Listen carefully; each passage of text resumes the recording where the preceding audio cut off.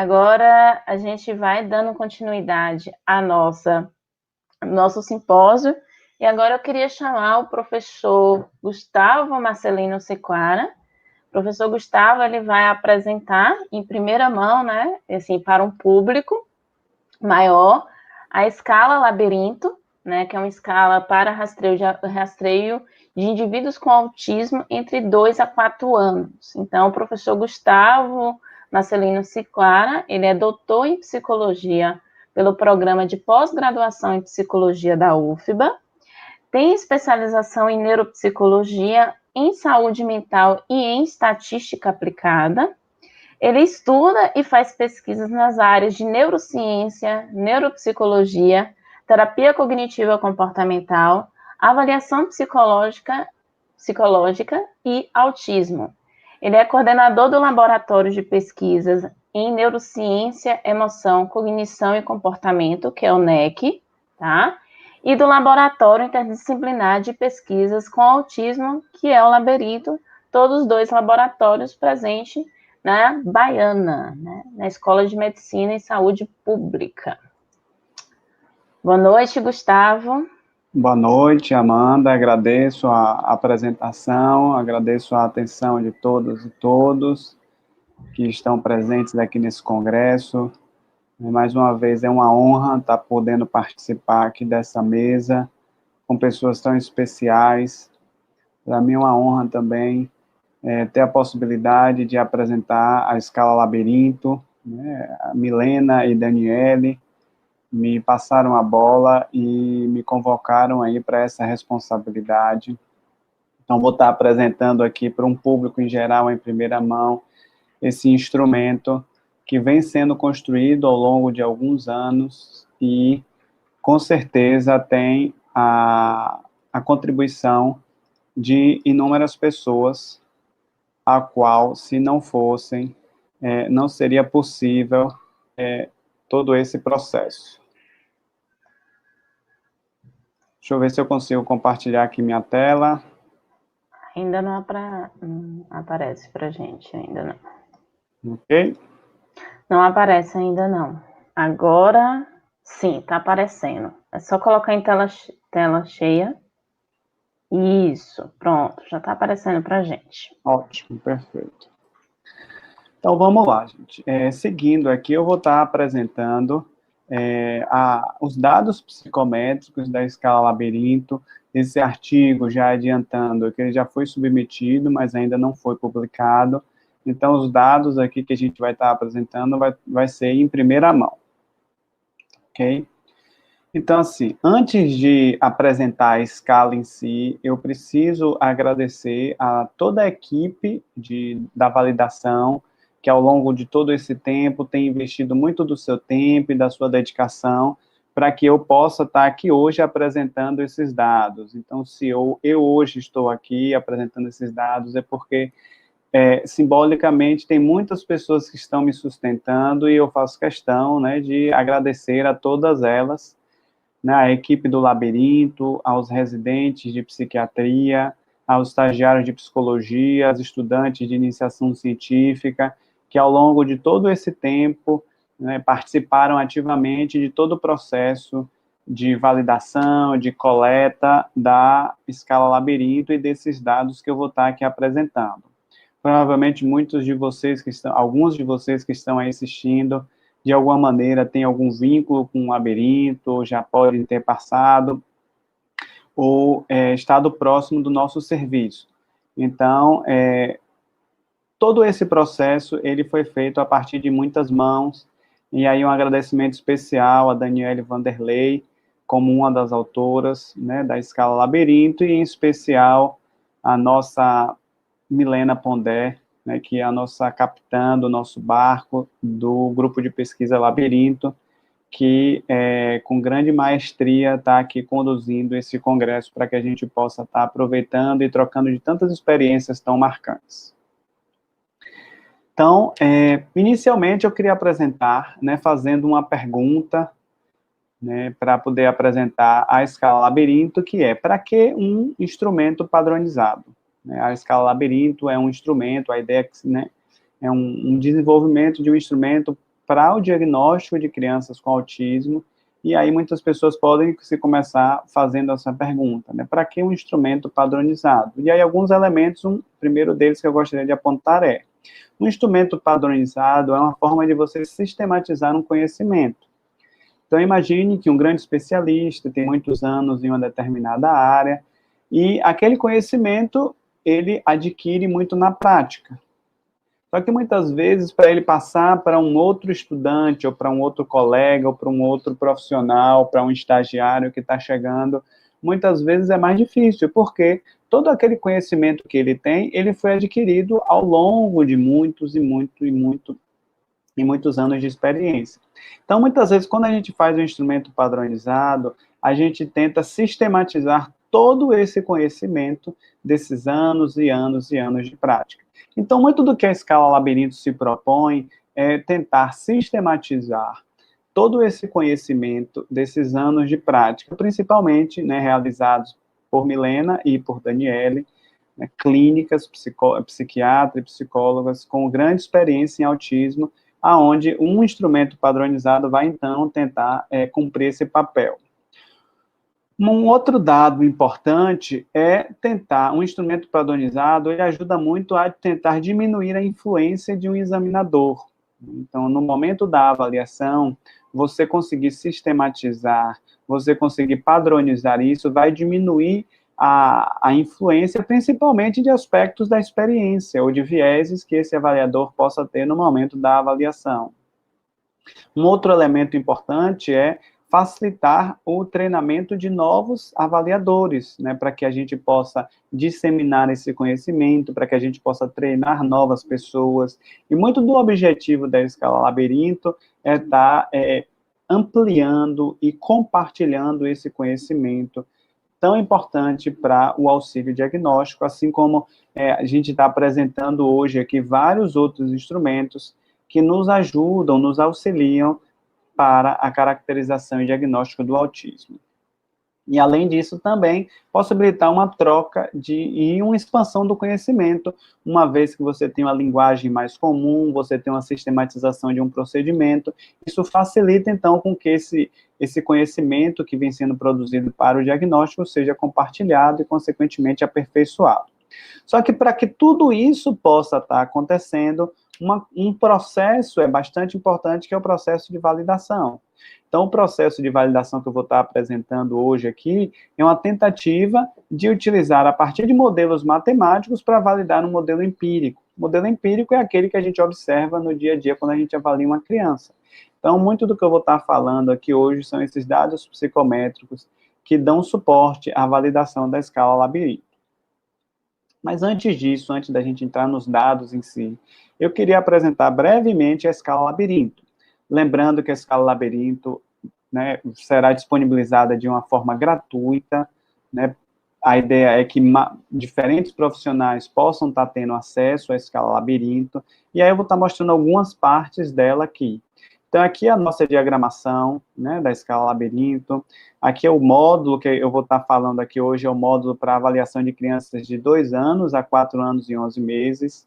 E como é que é essa escala? A escala Labirinto, ela inicialmente, ela apresenta tarefas estruturadas para guiar a avaliação da criança. Então, a gente tem um conjunto de atividades, um conjunto de tarefas, onde essas tarefas devem estar sendo realizadas junto com a criança. Todas essas tarefas, elas são sistemáticas, e elas devem seguir uma certa padronização. Então, a gente tem a atividade A, e a gente sugere quais os brinquedos utilizar para a avaliação dessa atividade A. Então, na atividade A, a gente avalia principalmente a interação social, por exemplo. Na atividade B, a gente sugere um outro conjunto de brinquedos, que nesse caso a gente vai estar avaliando os componentes verbais e não verbais da criança, assim como as atividades C, que vão estar avaliando muito mais os jogos simbólicos. Então, cada conjunto de atividades, elas devem ser estruturadas, onde dentro da escala Labirinto, a gente descreve sistematicamente como deve ser feito a brincadeira. E a partir do momento que a gente dá o estímulo, que a gente propõe a brincadeira, A escala, ela solicita que a gente observe a resposta do comportamento. E, então, observe de maneira sistemática como é que isso daí acontece para que a gente, posteriormente, então, possa estar respondendo e classificando aquela criança dentro da escala. Então, a escala labirinto, ela propõe também uma série de brinquedos. Tá? Então, dentro da própria escala, a gente sugere alguns brinquedos que devem ser utilizados. Aqui eu coloquei algumas fotos. Então, uma vez que a gente faz todas as atividades, né, da escala labirinto, a ideia é que a gente possa, então, responder como é que a criança, o que é que a gente observou diante daqueles estímulos, diante daquelas atividades. Então, a escala, ela é composta pelos sintomas centrais, divididos em 4 subescalas. A primeira é de interação social, a segunda é de comunicação verbal, a de comunicação não verbal e a de comportamento rígido e repetitivo, aonde dentro de cada uma dessas subescalas a gente tem diferentes itens, e esses itens, eles avaliam diferentes componentes do desenvolvimento da criança e da resposta que a criança deu a partir da avaliação que o examinador fez com ela. Então, a escala é dividida em escala Likert, que em geral vai de 0 a 5 pontos, aonde cada item você tem uma descrição do comportamento que mais próximo que a criança apresentou durante a avaliação. Além dos sintomas centrais, a Labirinto propõe também a avaliação de sintomas associados, como aspectos cognitivos, e também alterações somáticas, que são os fatoriais, que muitas vezes estão associados ao autismo. Então, muitas vezes, a escala Labirinto, ela propõe o diagnóstico, mas ela propõe também o mapeamento de outros elementos que muitas vezes estão associados ao autismo. Especificamente, os dados que eu vou apresentar aqui hoje são os dados dos 15 primeiros itens da escala, que são os sintomas centrais. Então, o que é que a gente tem de dado hoje da escala Labirinto? A gente fez a aplicação desse instrumento em 76 crianças, sendo 48 com TEA e 27 com desenvolvimento típico. Aqui a gente tem a caracterização, né, de cada grupo, com média de idade, a distribuição, né, em cada faixa etária de 2, 3 e 4 anos. Aqui a gente tem os tipos de TEA em termos de classificação. 20 eram TEAs leves, 21 moderados, e 7 eram TEAs graves. Como é que foi feito? Quais foram os instrumentos que a gente utilizou para a validação da escala? O instrumento padrão ouro para o diagnóstico de autismo é a avaliação clínica. Então, para fazer a avaliação do autismo, a gente utiliza uma anamnese com questões específicas sobre o desenvolvimento da criança, sobre a interação social, sobre o comportamento rígido, sobre alterações sensoriais. E, a partir disso, a gente faz o diagnóstico a partir do DSM, a partir da observação da criança na anamnese e a partir da avaliação da interação que o examinador faz com a criança. Lembrando que toda essa avaliação ela é feita com uma equipe multidisciplinar, com médico psiquiatra, com psicólogos, médicos residentes e estudantes do último ano de psicologia. Então, como é que a escala ela está dividida? Ela está dividida, né, nesses 4 eixos, ou nessas 4 subescalas, como eu falei. Em cada uma dessas subescalas, você tem uma quantidade específica de itens, tá, que avaliam essas dimensões. Então, comportamento rígido e repetitivo, a gente tem 4 itens que avaliam algum desses elementos. Então, brincar e simbolização, rigidez, movimentos repetitivos, interesses restritos. Né? No comportamento não verbal, a gente tem 5 itens, comunicação verbal, 3 itens, interação social também 3 itens, e a ideia é que isso vai sendo construído para que a gente, então, possa compreender aquela criança a partir dos marcos de desenvolvimento que possibilitem o diagnóstico ou não do espectro do autismo. Além da escala Labirinto, para avaliação, a gente utilizou também a CAS, que é um instrumento já reconhecido e padronizado, muitas vezes reconhecido como um instrumento padrão ouro que auxilia no diagnóstico de crianças com autismo. Então, a CAS ela é composta de 15 itens e ela avalia 15 dimensões.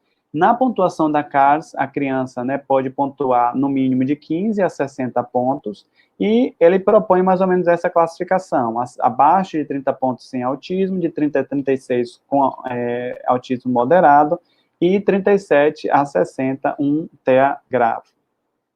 Como é que foi feito, então, esse processo de avaliação das crianças?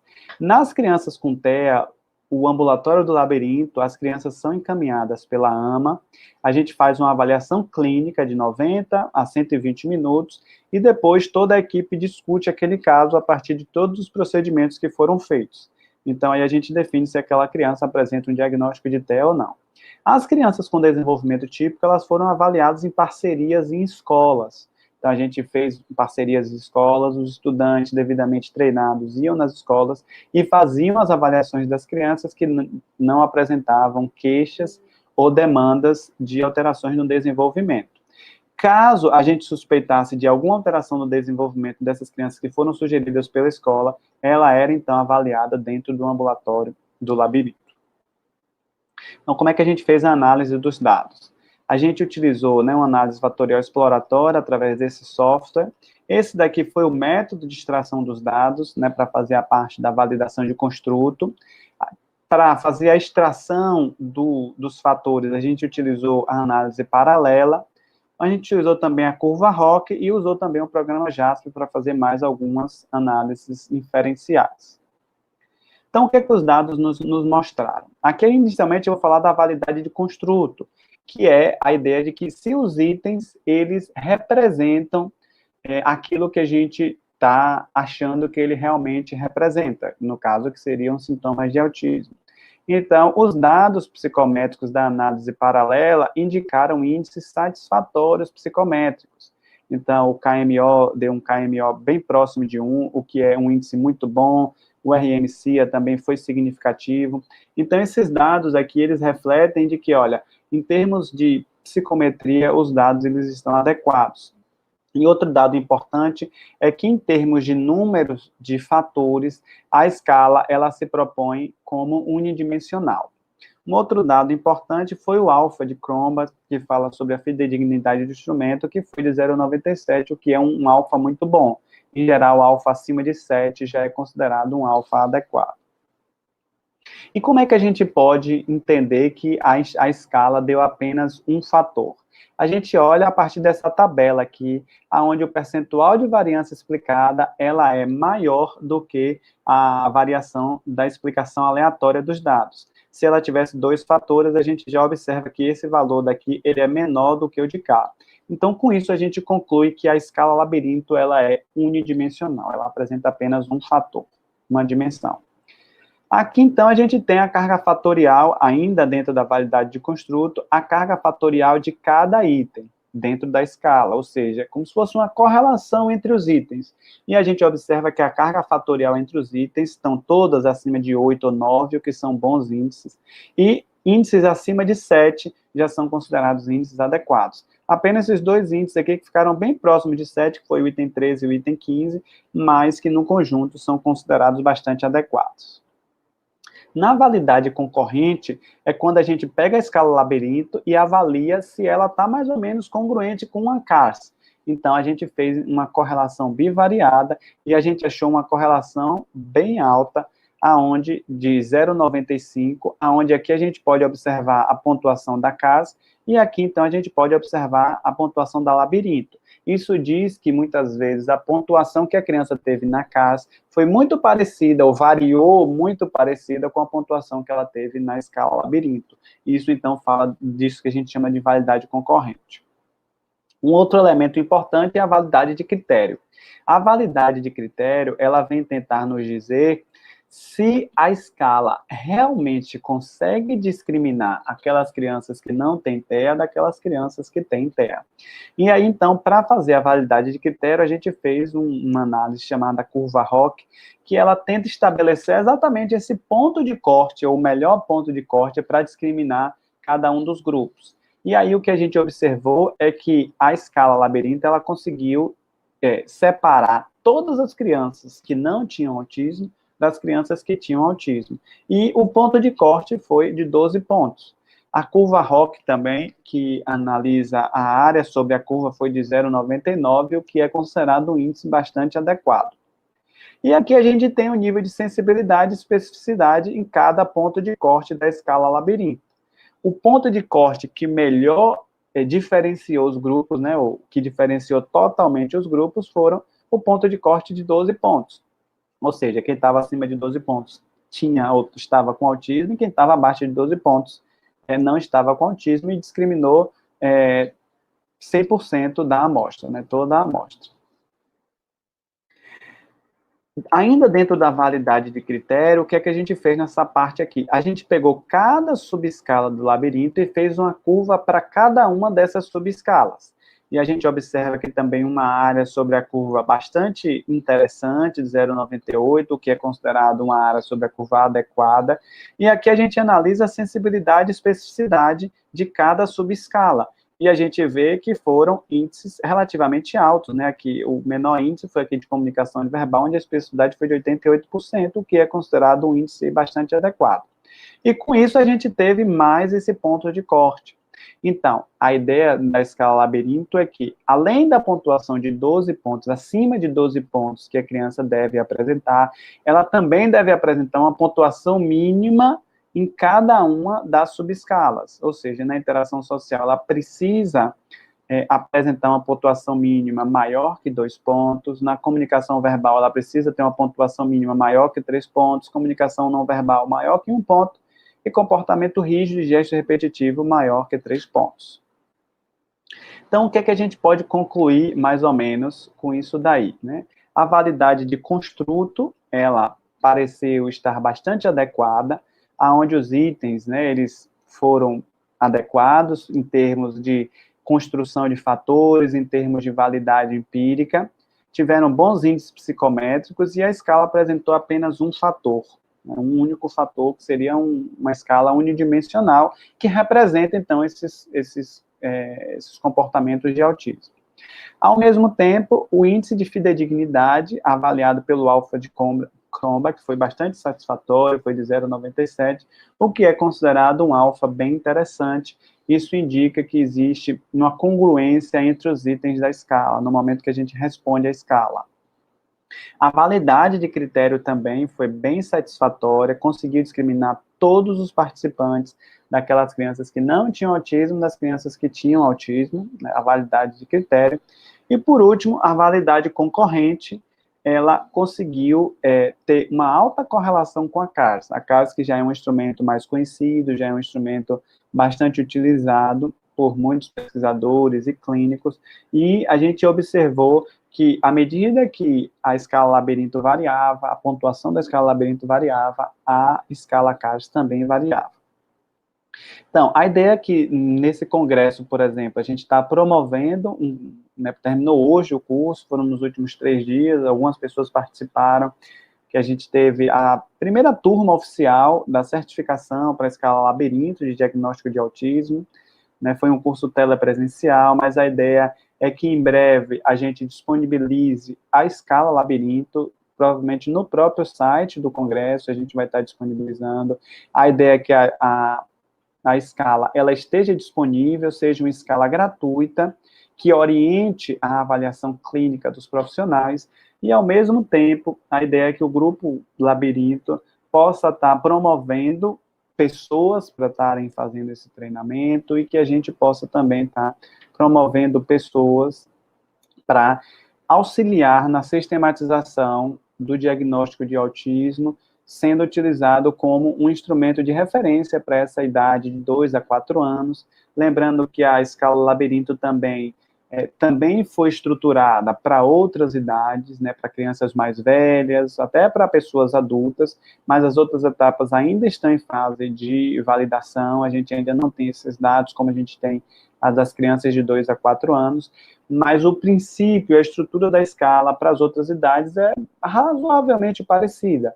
A ideia é que a gente tem um conjunto de tarefas estruturadas, esse conjunto de tarefas estruturadas, elas então ajudam a observação da criança, ela fornece estímulos para que a gente observe então a resposta da criança, e a partir do momento que a criança responde, a gente observa o que acontece nessa interação, e depois a gente vai sistematicamente respondendo a escala.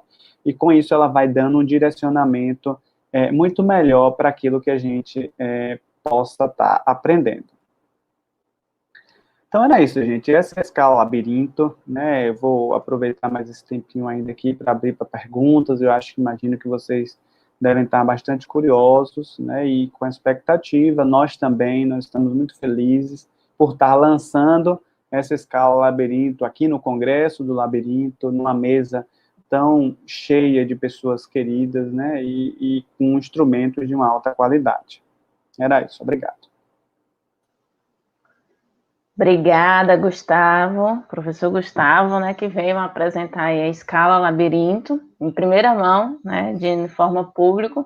É claro que já teve uma turma aí de certificação, né, que já estão, inclusive, aptos, né, a maioria estão aptos a utilizar a escala Labirinto, mas muito obrigada, Gustavo. Agora, de certa forma, eu queria voltar aos participantes da banca, né, os professores participantes da banca, Rogério, Leda e Mirella. Olá de novo, né? Olá. Olá. Deixa eu ver o Rogério aparecer aqui. Ele apareceu, saiu. Enquanto o Rogério, né, voltou, normal. Aqui. Enquanto o Rogério chega, né, já chegou, queria parabenizar todos, né, por compor, fazer parte dessa mesa bem agradável, inclusive, passou tão rápido, né?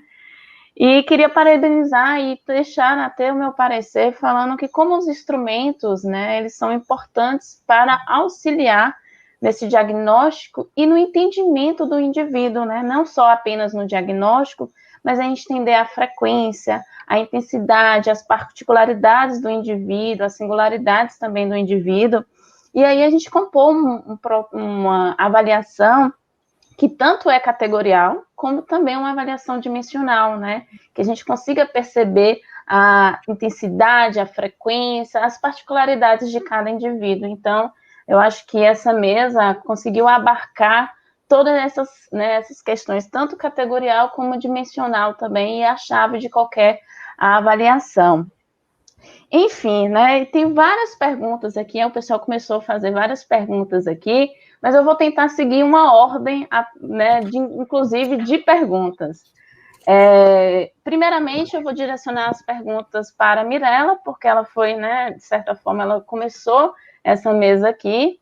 Então, muitas pessoas perguntando se as escalas, né, que Mirella já colocou, o ABC e o próprio MChat, RF, se é disponível para uma equipe multidisciplinar, para um fono, para um psicólogo, para um terapeuta ocupacional, para um fisioterapeuta, né, que é um profissional que pode, inclusive, aplicar esse instrumento. Já juntando com essa pergunta, Camila, outros participantes aqui perguntaram se as escalas são de livre acesso e como é que faz para obter, né, para ter acesso a essas escalas. E já juntando com essas perguntas também, Mirella ela falou que 4 itens na MChat RF foram eliminados da MChat, né, a escala original. E aí, muitas pessoas começaram a perguntar por que foram eliminados, qual foi aí a eliminação desses itens, o porquê foi eliminado esses itens. Obrigada, Amanda. Obrigada, gente, pelas perguntas. Acho que são super relevantes mesmo. Em relação à questão da acessibilidade, todos os 3 instrumentos que eu citei, ABC, MChat e MChat RF, são de livre acesso, são gratuitos, e vocês disponibilizam através dos artigos que a gente publicou. Então, na Cielo, vocês conseguem ter acesso aos artigos. Milena já colocou, que eu vi no chat, o link para ABC, e facilmente vocês encontram também na internet. O MChat RF é que ainda não está disponível porque a gente ainda não fez a publicação, mas assim que tiver também vai ser de livre acesso, gratuito. Então, é acessível para todos. Em relação a quem pode aplicar o instrumento, qualquer um dos profissionais pode aplicar. Tá? Ele não é de uso exclusivo do médico, do psicólogo, qualquer um pode aplicar, não precisa de treinamento para nenhum dos 3. E em relação à pergunta dos 3 itens que foram excluídos da escala da MChat, vários estudos, né, têm sido feitos para tentar identificar quais são realmente as alterações que são mais características do autismo. E aí eles identificaram que esses 3, que era o peekaboo, o andar sem destino, e o outro, que eu não estou lembrando agora, eles poderiam ser excluídos porque eles não eram tão representativos, tão importantes. E mesmo assim não comprometeria a sensibilidade da escala.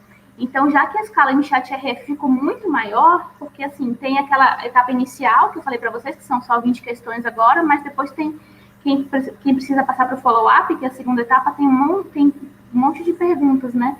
Então, aí eles tentaram sintetizar, enxugar para não ficar muito longo e muito cansativo. Então, é por isso. Respondido. E aí eu queria direcionar também para as outras pessoas da banca, para Rogério, né, para a própria Mirella, para a Leda e também para o Gustavo, referente que essa questão de qual é essa equipe multidisciplinar. Kelly Pereira, ela colocou uma pergunta aqui, inclusive muito pertinente.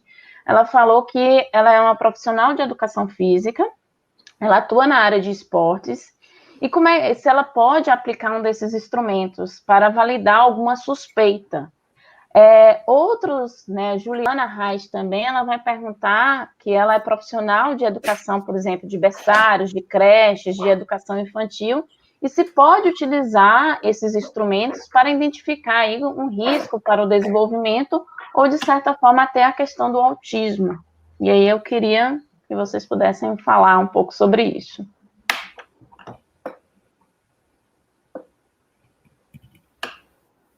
Leda, gostaria de começar?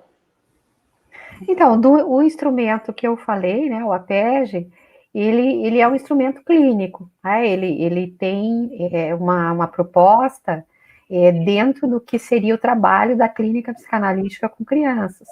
Então, por isso a gente coloca, né, a necessidade de uma formação e o fato de que é preciso ser um profissional que trabalhe ou na clínica ou na escola com essa formação psicanalítica, né, com um embasamento psicanalítico ao seu trabalho. Né? Normalmente são profissionais da área psi, né, psiquiatras, psicólogos, né, mas às vezes tem outros profissionais como fonos, né, que têm já uma experiência grande com psicanálise e que então podem também utilizar o instrumento. Mas ele não é aberto para a equipe interdisciplinar, como o IRD, por exemplo, né, que foi o instrumento inicial, né, que deu origem às outras pesquisas. Rogério, você quer falar um pouco? Eu acho que a Leda falou tudo, né? A Leda tem vasta experiência nessa área, participou como pesquisadora principal desde o começo da pesquisa multicêntrica que levou à criação do IRD e que formulou a avaliação psicanalítica aos 3 anos, depois o APEG, e é exatamente como ela falou, né? Existem alguns contextos de utilização de um instrumento em que, para que ele ganhe significado, é necessário um conhecimento prévio e uma especificidade da forma de aplicação, né? Isso seria a circunstância referente à PEG. Agora, o IRD, ele foi feito para ter uma vasta disseminação, né? E o que a gente nota é o seguinte, ele é tanto mais favoravelmente utilizado por quem tem experiência com bebês, e com parentalidade, com díades entre cuidadores e bebês, e tem toda uma discussão se seria necessário uma avaliação específica ou não. Inicialmente, se desejou, né, a demanda do Ministério, que a facilidade de aplicação e disseminação prescindisse de uma formação específica, né? Mas uma coisa que tem acontecido, e a Leda acompanha bastante esse debate, não só a Leda, mas Daniele Vanderlei também, é que algumas pessoas, muitas vezes, acabam fazendo cursos privados, buscando até oferir rendimentos com preparação para o uso do IRD, e não é muito tranquilo entre a comunidade que tem usado o IRD desde o começo esse aspecto de que a formação seja necessária e tenha que ser paga. Então, isso é um assunto em debate, assim, mas o acesso é livre, a rigor, não é necessária uma formação prévia para ele ser utilizado, mas esse é um assunto que acaba ficando controvertido, porque muitas das publicações têm mostrado o uso bastante favorável do IRD numa variedade de circunstâncias bastante grande. Certo. Interessante. Eu queria trazer uma contribuição nesse sentido. Eu acho importante sempre relembrar, né, para quando a gente se faz essas perguntas, que todos esses instrumentos eles têm um referencial teórico. E uma vez é importante que esse profissional, essa pessoa que pensa em aplicar esse instrumento, tenha um domínio e um conhecimento sobre aquele referencial teórico, sobre aquela ferramenta que ele pretende utilizar. Então, é a mesma coisa se alguém pergunta assim, todo mundo pode dirigir um carro? Pode, todo mundo pode dirigir um carro, mas todo mundo vai dirigir um carro? Não necessariamente, porque é necessário que eu tenha uma certa habilidade, eu tenha um certo treinamento para que eu possa executar determinadas atividades. Então, eu acho que é importante esse compromisso ético e científico desse profissional que se propõe a se utilizar dessa ferramenta para chegar a algum fim. Então, esse elemento de formação, de compromisso ético, científico, de domínio teórico, deve estar presente nessa pessoa que se propõe a utilizar determinado instrumento, seja para um fim diagnóstico, seja para um fim de rastreio. Então, a ideia só, né, do instrumento ser aberto, e a gente está falando aqui, muitos desses instrumentos são de uso aberto, né, mas eu acho que, antes de mais nada, é necessário esse compromisso ético do profissional em se habilitar para utilizar aquele instrumento ou não. Correto, Gustavo, né? Realmente válido, né, o que vocês acabaram de falar, porque a gente sempre fala, né, um instrumento, a gente vai utilizar um instrumento como uma ferramenta mesmo, como se fosse um martelo para a gente bater um prego. Se a gente não souber utilizar esse instrumento, provavelmente não sabemos se a gente vai bater um prego de forma adequada, né? Então, bem válido as contribuições. Leda, tem uma pergunta que foi direcionada para você, falando se pode aplicar o APG em crianças que não estão frequentando as escolas ou em creches. Sim, o APET pode ser aplicado em instituições de tratamento, por exemplo, pode ser aplicado em crianças que não estão em escola ou que estão, por exemplo, a validação foi feita em EMEIs, né?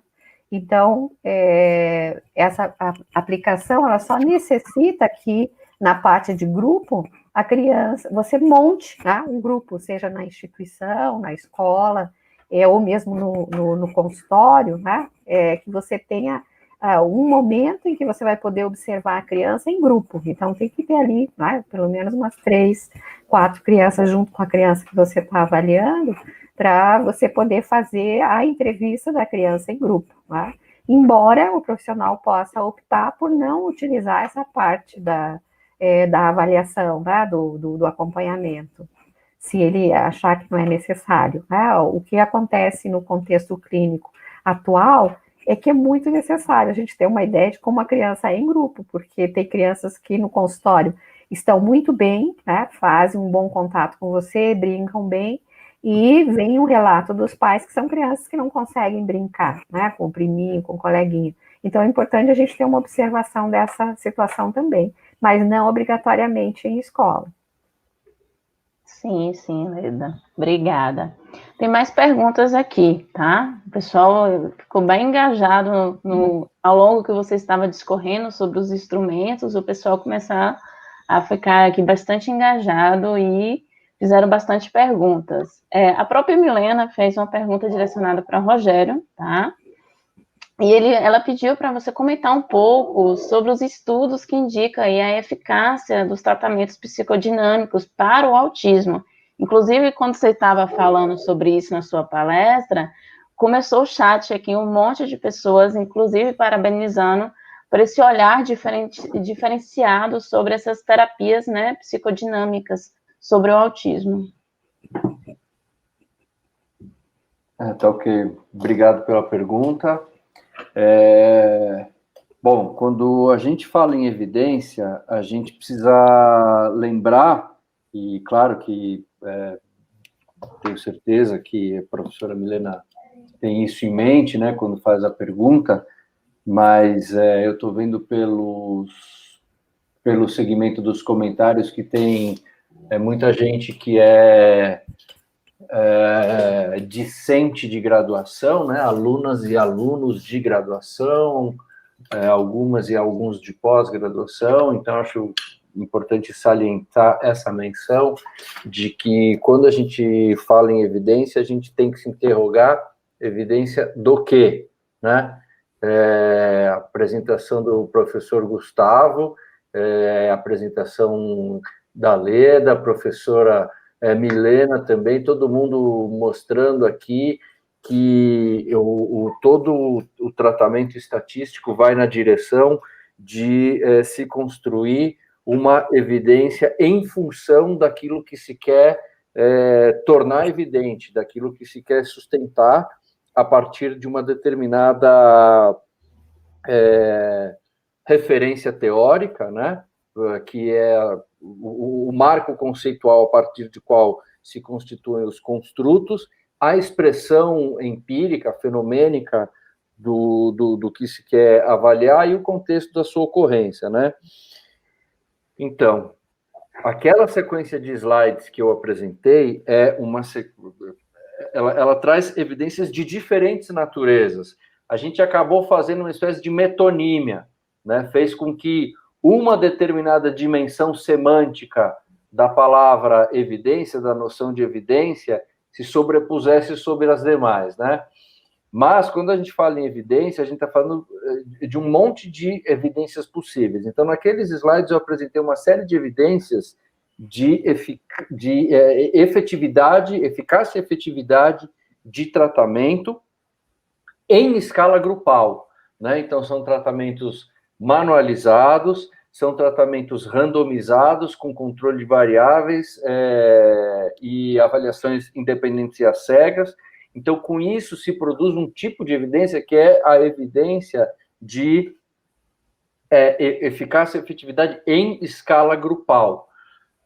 Eu mostrei outras evidências ainda de associação com mudanças em estrutura e funcionamento neurológico. É outro tipo de evidência. Não dá para a gente partir do pressuposto de que, porque a gente está usando a mesma palavra, a gente está dizendo a mesma coisa. Não tem a mesma extensão semântica, né?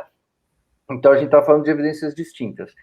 Até onde eu conheço, não existem evidências de estudos de eficácia e efetividade com ensaio randomizado, controlado, com avaliação independente e às cegas, tratamento estatístico de dados, de trabalhos psicanalíticos ou de psicoterapia psicodinâmica com pessoas com diagnóstico de autismo ou transtorno do espectro de autismo. Isso, cuidado, isso não quer dizer que não existem evidências. Então, existem abundantes evidências.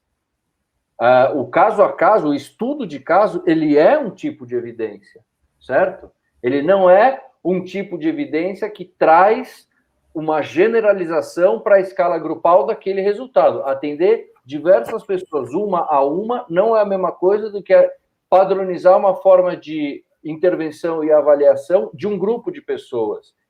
Né? Tá aqui o professor Gustavo, que fortemente formado em psicometria, ele talvez possa dar alguma contribuição para a área, mas evidências clínicas de tratamento psicanalítico e abordagem psicodinâmica com pessoas com diagnóstico de autismo são muito facilmente encontráveis na literatura psicanalítica, e grande parte, e aí eu preciso aproveitar e mencionar que grande parte dos estudos em escala grupal, randomizados, controlados, com avaliação independente às cegas e tratamento estatístico de dados, de abordagens não psicanalíticas, tem problemas metodológicos importantes, e muitas vezes, quando tem resultado estatisticamente significativo, esses resultados eles não alcançam significância clínica. Quer dizer, você até pode ver um pré-pós, você até pode ver uma comparação entre dois distintos métodos de abordagem, mas muitas vezes as mudanças que você detecta não têm expressividade clínica, aquilo não representa uma coisa muito importante na vida da pessoa em tela ou dos seus familiares. Então, essa questão das evidências, ela é uma questão muito capciosa, a gente precisa conhecer no detalhe esse assunto para conseguir ir além de um negócio que é fake news, né? Notícia falsa, de que psicanálise não tem evidência. Eu queria pegar até uma carona aí, porque um dos objetivos, né, de a gente fazer a validação e transformar realmente em instrumento, a PEG, foi essa ideia de que o estudo de caso pudesse ser reconhecido, né, porque o estudo de caso é um método clínico da psicanálise. E por que não considerar como um método de pesquisa que tem direito à cidadania, né? E aí, quando a gente fala em evidências, né, por exemplo, você tem lá, você começa a atender uma criança e está lá, né, na presença, reconhecimento de sujeito. Ela não fala de si mesma na primeira pessoa, né, na primeira avaliação que você faz. A criança faz 6 meses de tratamento, você vai fazer outra avaliação, você já está no momento que a criança, às vezes, fala dela em terceira pessoa e, às vezes, já fala o eu. Então, está em construção aquilo que, num primeiro momento, estava como não. Aí, 6 meses depois, 1 ano depois que você iniciou a trabalhar com a criança, ela só fala de si na primeira pessoa. Ou seja, não é uma evidência isso, né, de que algo se transformou a partir do tratamento psicanalítico? Então, eu acho que é muito interessante essa discussão que você traz sobre a evidência, né, e o quanto que a gente, de certa maneira, tem que começar a se posicionar e mostrar, né, essas diferenças semânticas, né, o que é considerado ciência, o que não é, o que é evidência, o que não é, e poder mostrar realmente o nosso trabalho, e isso que já se produziu em mais de 100 anos de trabalho com crianças e psicanálise, inclusive na área do autismo.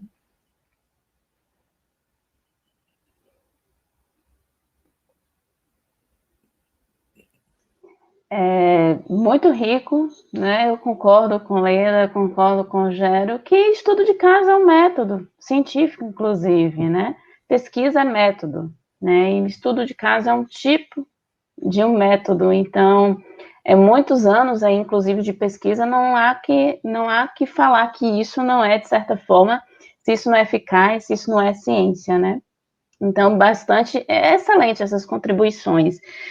Milena também, né, ela fez um outro questionamento para o Rogério, referente às questões de terapia, de alguns estudos, deixa eu até ver aqui, alguns estudos de meta-análise, e com a terapia cognitiva comportamental, principalmente, não, de certa forma, com a terapia comportamental, que tem uma metodologia que ela não permite uma boa evidência, né? Já tem alguns estudos de meta-análise recente, né, que indica que os estudos de terapia comportamental têm uma metodologia que não permite ter aí uma boa evidência. E aí ela traz isso. E os estudos psicodinâmicos, né? Como é que a gente está trabalhando os aspectos metodológicos nesses estudos psicodinâmicos?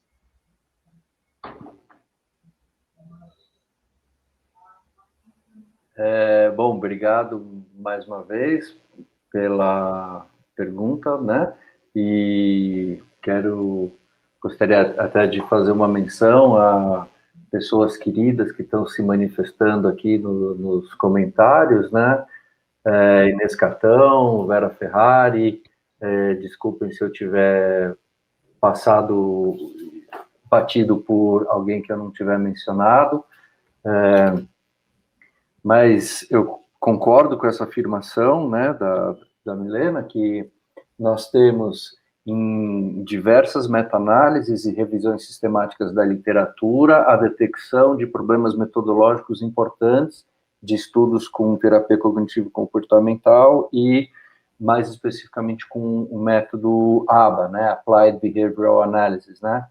Quando eu fiz parte do grupo do Ministério da Saúde para escrita das diretrizes de atenção, que eu mostrei aqui, que foi mencionado, né, que o MChat faz parte, o IRD também, havia um grupo de pessoas representantes do método ABA, um grupo forte, e eles defendiam que o ABA, e essa história pública está publicada, inclusive, eles defendiam que o método ABA se tornasse um método referência oficial para a população brasileira, um país com mais de 200 milhões de habitantes, né? E o que demoveu o grupo, que até então era favorável, pendia para essa adoção, o que demoveu o grupo foi justamente um levantamento da literatura que eu apresentei e que, em diversos estudos realizados pelo National Institute of Health, estudos de universidades como Yale, Harvard, Columbia, University College London, King's College, ou seja, órgãos insuspeitos, não eram instituições psicanalíticas. Ninguém estava falando bem da psicanálise, eles estavam tratando do assunto metodologia, e em nenhum deles havia uma produção de evidência tal que se justificasse a adoção do método ABA como nenhuma diretriz oficial de qualquer país, porque o board, né, o conselho do método ABA, sempre estava pressionando, em parte porque eles acreditam no próprio método, ok, em parte, eventualmente, talvez, quem sabe, por questões financeiras, né? E aí, então, eu coloquei essa questão no grupo, olha, já que a gente vai ter uma discussão, não vamos fazer a discussão na base da preferência de cada um, vamos estabelecer um critério metodológico. Então, está aqui o levantamento da literatura, outros países que sofreram essa pressão também foram fazer a lição de casa, fizeram suas meta-análises. Eu não sei se todo mundo que está ouvindo sabe o que é uma meta-análise, mas se procurar na internet vai encontrar guias bastante bons, tem inclusive do Ministério da Saúde, né? É um estudo em cima de estudos que foram feitos a partir de critérios científicos importantes para poder comparar um estudo com o outro e assim você ter um resultado estatisticamente mais robusto. Então, diversas meta-análises e revisões sistemáticas da literatura mostraram uma falha nesse ponto. Agora, a psicanálise está devendo, na área de autismo, a meu ver, um estudo randomizado, controlado, com tratamento estatístico de dados, avaliação independente às cegas de sujeitos. Demorou para a psicanálise correr atrás desse prejuízo em outras áreas, na área do autismo está demorando mais ainda. É muito difícil, é muito caro fazer esse tipo de estudo. Não é fácil, é dificílimo. Realmente é muito trabalhoso fazer esse tipo de estudo, mas concordo com o Rogério também. Várias perguntas. Falando um pouquinho disso aí, Amanda, só para trazer, acho que alguma contribuição que eu acho importante, é que tem esse espaço de diferentes discursos, né? Porque é isso que faz com que ambos os lados se movimentem e se aperfeiçoem. Então, eu acho que se ainda tem espaço, né, de debate, isso é que deve ser preconizado, porque é esse espaço de debate que possibilita com que a gente saia do lugar de conforto e busque essas evidências. Então, eu acho que é importante que quem trabalha com ABA busque mais essas evidências mais robustas, como o discurso da psicanálise, porque é isso que vai fazendo com que esse conhecimento vá se expandindo. A ciência, ela prima, antes de mais nada, pelo avanço do conhecimento, e o avanço do conhecimento a partir de novas evidências, e a ideia é que isso precisa estar se reinventando o tempo todo. Então, eu acho que esse equilíbrio entre a mudança que é necessária e esses diferentes discursos estando presentes é o que faz com que o conhecimento sobre o autismo evolua, lembrando que a gente está falando de pessoas, né? Então, provavelmente não tem nenhum objeto na ciência mais complexo do que pessoas, né? Do que a mente humana, do que o cérebro humano. Então, nós somos, de longe, com certeza, o objeto mais complexo. Então, se a gente não vê isso, muitas vezes, em várias outras áreas da ciência, não vê, assim, um discurso único, pronto, com objetos que a gente pode, vamos dizer, de certa forma, detalhar, estudar, manipular, imagine com pessoas. Então, acho que a possibilidade desse discurso estar presente, desses diferentes discursos estar presentes é super válida, porque isso possibilita esse avanço do conhecimento, porque senão a gente vai sair da ciência e vai entrar, né, numa religião, olha, só isso é que funciona, só isso é que serve, e simplesmente eu perco justamente algo que a ciência valoriza tanto, que é a criticidade, a dúvida. Então, acho que essa discussão aqui que a gente está tendo e colocar em xeque as nossas próprias ideias são fundamentais para que a gente possa avançar. Posso acrescentar só uma coisa? Pode, Rogério. Eu gostaria de deixar claro que não se trata de maneira nenhuma de qualquer contrariedade da minha parte, a priori, em relação a outras abordagens que não sejam psicanalíticas ou psicodinâmicas, nem em relação à ABA, nem ao método cognitivo-comportamental, né?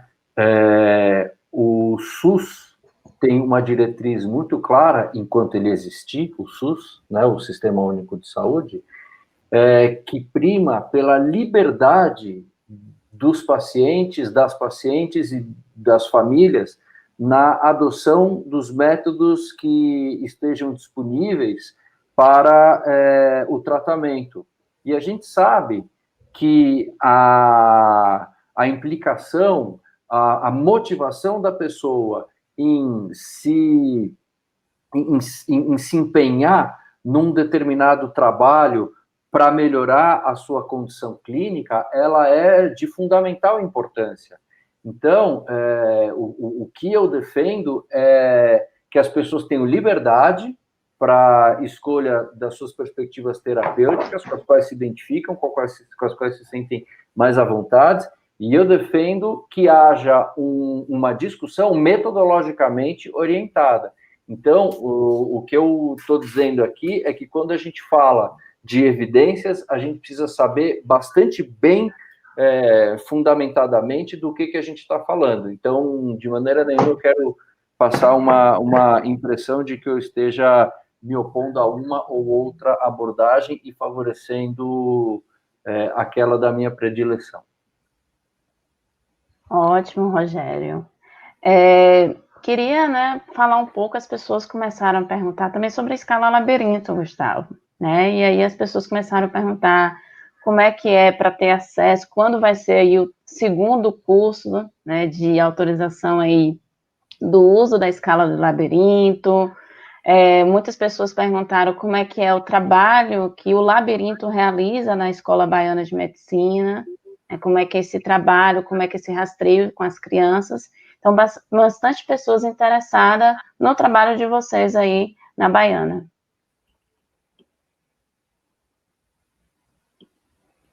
Tá mudo, Gustavo. Tá. As informações sobre a escala provavelmente vão estar disponíveis no site, no site do Congresso. Esse site a gente já registrou, provavelmente ele vai continuar online.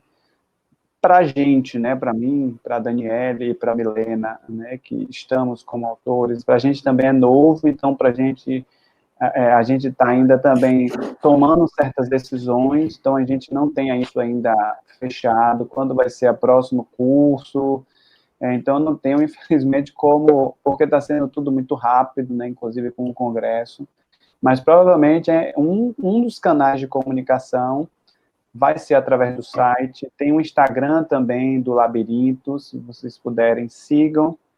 Então, muitas vezes a gente está também aprendendo a mexer nas redes sociais. Tem um canal no YouTube também do Labirinto.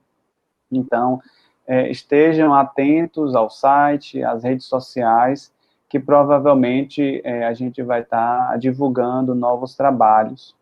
Em relação ao trabalho que o Labirinto faz ao ambulatório, né, ele funciona dentro da Escola Baiana, na unidade de Brotas. A instituição ela nos fornece todo o suporte para que esse ambulatório funcione. Agradecer também à Clínica de Psicologia, quem nos acolhe, que é o local onde o serviço funciona. A gente atualmente faz avaliações diagnósticas, suspeitas diagnósticas de crianças com autismo que são encaminhadas pela AMA. Então, a gente direciona esse fluxo, né, vinculado à AMA, muito por uma demanda que foi proposta pela própria instituição. Então, diante desse contexto, a gente recebe as crianças que são encaminhadas por lá. Então, a gente não tem, assim, uma demanda aberta. E, por isso, a gente tem uma certa limitação, inclusive em termos de tempo, espaço. O Labirinto funciona, pelo menos funcionava até antes da pandemia, nas quintas-feiras à tarde, mas, basicamente, o encaminhamento vem da AMA, daqui de Salvador.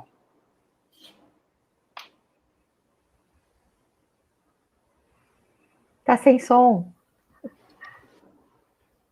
Obrigada.